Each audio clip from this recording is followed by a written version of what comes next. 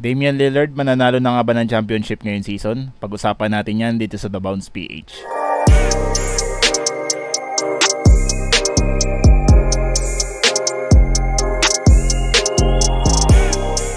Hello again NBA fans, ako nga pala si Ivan ng The Bounce PH. Kung di pa kayo nakasubscribe, please click the subscribe button para manatili kayong updated sa mga NBA news. Matagal na ang usap-usapan sa NBA ang pag-alis ng superstar point guard ng Portland Trail Blazers na si Damian Lillard.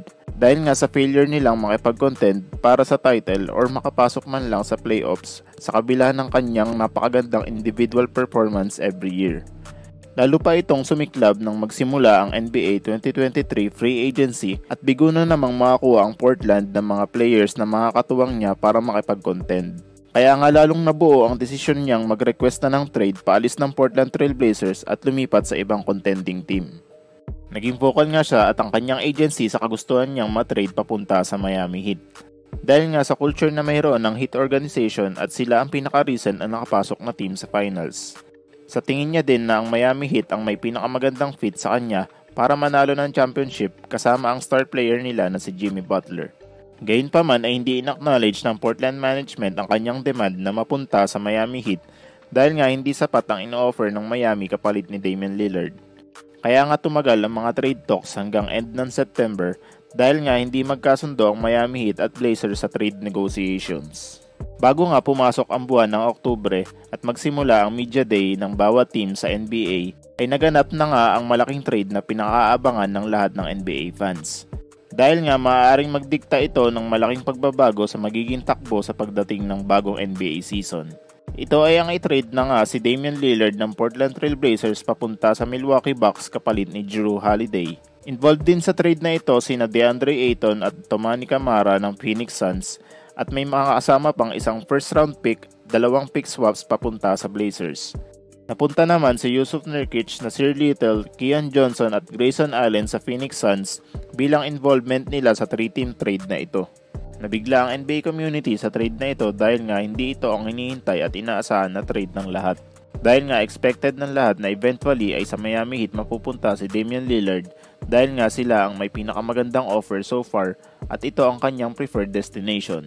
Hindi rin inaasahan na gagawa ng ganito kalaking move ang Milwaukee Bucks dahil nga limitado lamang ang trade assets nila kumpara sa ibang team na nakikipag-negotiate sa Portland. Naging tahimik din sila sa pakikipag-negotiate at walang lumabas na mga rumors regarding dito kaya nga walang nag-anticipate na mangyayari ang trade na ito. Lalo na after maglabas ng statement si Jrue Holiday sa isang interview na gusto niyang magstay at mag-retire na sa Bucks isang araw bago siya i-trade kapalit ni Damian Lillard. Maaring dahil nga na-pressure ang Bucks management sa mga recent statements ng kanilang superstar player na si Giannis Antetokounmpo regarding sa kanyang upcoming free agency decisions, kung saan naging vocal siya na may balak siyang lumipat sa ibang contending team once natapos na ang kanyang contract kung walang gagawin ang kanilang management para patuloy silang makipag-contend para sa title. Tulad nga ito ng ginawa niya noong bago mag-expire ang kanyang recent contract kung saan na-pressure sila na gumawa ng move at kunin ang player na na-trade nila recently na si Jrue Holiday mula sa Pelicans. Ito rin ang naging reason sa pag-fire nila sa head coach nilang si Mike Budenholzer at ipalit ang assistant head coach ng Toronto Raptors noon na si Adrian Griffin. Ang tanong ng lahat, ito na nga ba ang pagkakataon ni Damian Lillard na manalo ng championship? At mananatili nga ba si Giannis sa Bucks dahil sa move na ito? Para sa akin, isa sila sa may pinakamalaking tsansa na manalo ng championship ngayong season. Dahil kahit nga malaking kawalan rin naman ang perimeter defense at offensive production ni Jrue Holiday bilang kanilang second or third option, malaking addition sa kanila ang opensa na maibibigay ni Damian Lillard lalo na kung ito ang naging weakness nila sa kanilang mga recent playoff runs. Naging magandang fit din naman si Jrue Holiday sa Milwaukee Bucks at malaki rin naman ang naging parte niya sa pagkapanalo nila sa kanilang championship 2 seasons ago. Gayunpaman ay hindi naging consistent ang kanyang offensive production para sila ay makapasok muli sa finals. Lalo na kailangan nila ito after ma-injured si Chris Middleton noong 2021 season at si Giannis naman noong last season. Meron pa rin naman silang mga first team all defense level na players kay Giannis at Brook Lopez kaya hindi makakaapekto ng malaki sa kanilang depensa ang pagkawala ni Jrue Holiday. Malaki rin naman ang maiko-contribute ng opensa ni Damian Lillard sa Bucks dahil mas consistent ang offensive production na ibinibigay niya sa Milwaukee at mas malaki ang volume compared kay Holiday. Nabuhat naman niya ang kanyang team sa sunod-sunod na taon para makapasok sa playoffs sa higit na mas malakas na conference sa West at talunin ang mga mas malalakas na teams na mayroong multiple all-star level na players. Nasa conversation din siya sa current top 10 players sa NBA at nakasama siya sa top 75 players sa buong tenure ng liga. Bukod pa sa addition ni Damian Lillard, naikip din ng Milwaukee Bucks si Chris Middleton at Brook Lopez na primary contributors sa kanilang success.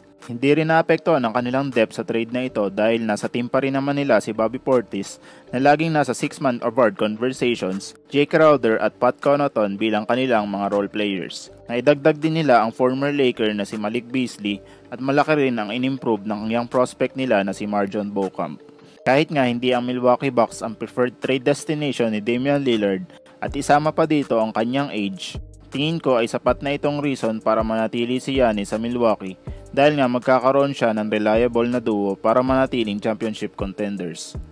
Naglabas din naman ng statement si Lillard noon sa isang interview na kung papapiliin siya kung sinong star player ang pipiliin niyang maging teammate, ang sinabi niya ay si Giannis Antetokounmpo. Hindi rin naman nakabase sa athleticism ang production ni Damian Lillard kaya hindi rin siya expected na magkaroon ng malaking decline sa mga susunod na taon.